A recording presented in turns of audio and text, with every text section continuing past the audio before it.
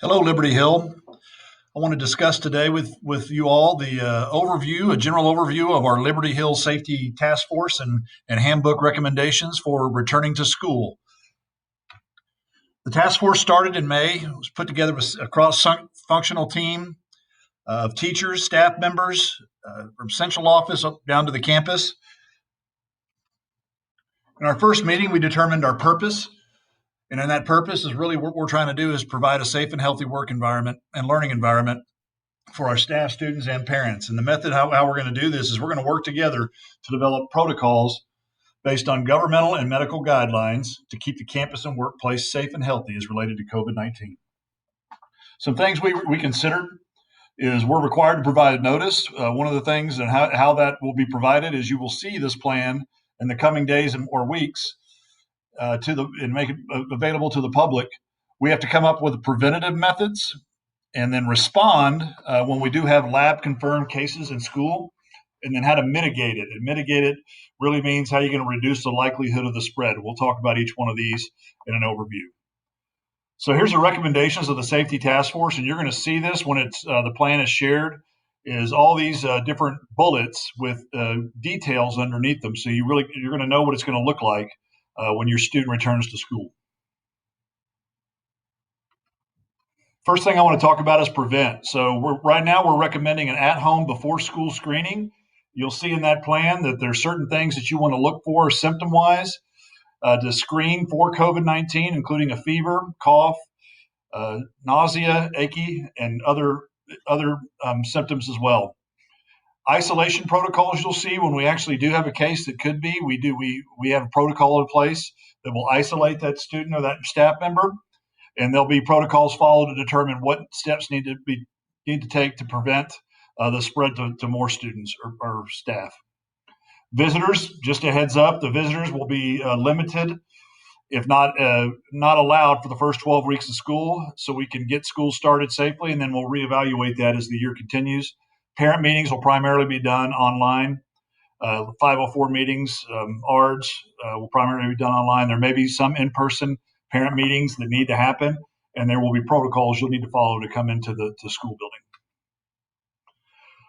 Other preventative measures, and also in the mitigation piece, is the TEA provided some COVID in the PPE. I think we all know what that means now. It's personal protective equipment. We've got 560 gallons of hand sanitizer. We've got a bunch of adult disposable masks, which are one-time use, and then 598 adult face shields, and then 7,000 reusable adult face masks. And then we have disposable and reusable child mask, gloves, and thermometers as well. And the thermometers are the infrared thermometers.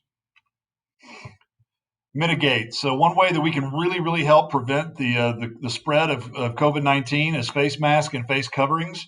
Students will be required and staff will be required to wear face coverings or masks during transitions in common spaces and in certain situations in the classroom where social distancing is not possible. Additionally, the classroom, there's going to be some cleaning protocols in place for classroom during the day and at the end of the day. Common areas and transitions, masks will be required.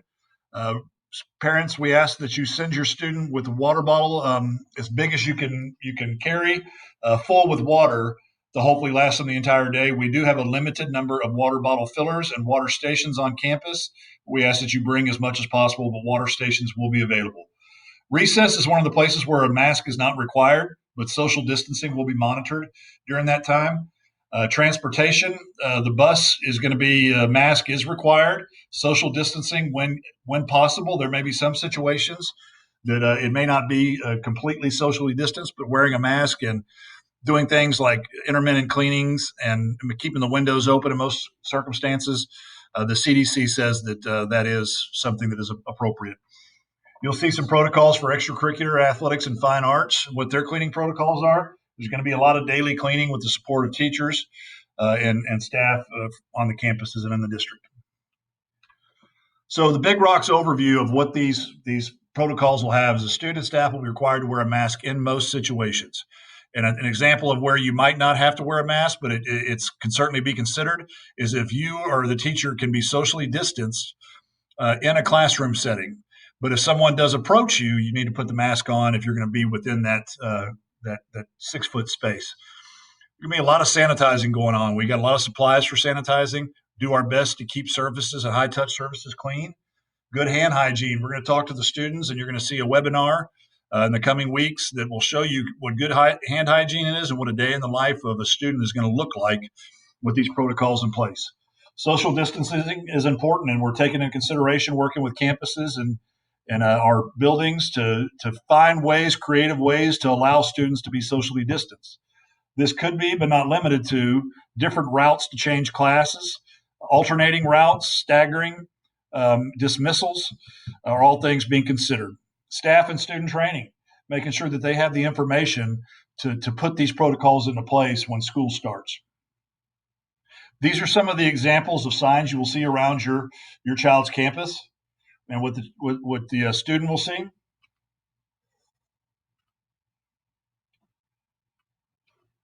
So we wanted to also discuss the method of communication. We're going to put these plans on the website, made available to the public. We're also going to have a video that's going to explain what I mentioned earlier, a day in the life of a student in Liberty Hill ISD with these protocols in place. And it's going to be important for principals to really communicate with their staff and their parents about some of the expectations and protocols, and staff to students. So the individual teacher class in their classroom, making sure students understand what's expected of them so we can all be safe and stay in person learning.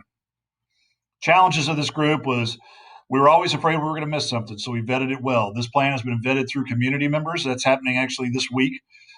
Before that, it was some medical professionals, and before that, it was the task force and teachers and staff members really went through that, and some medical personnel as well. It's also being looked at by the Williamson County Health District Authority. Zoom meetings sometimes was difficult to get a large task force on the same page in those Zoom meetings, but we made it happen, and it was just something new. Uncertainty of guidelines from the state. We're getting different guidelines, and it even changes up to the day.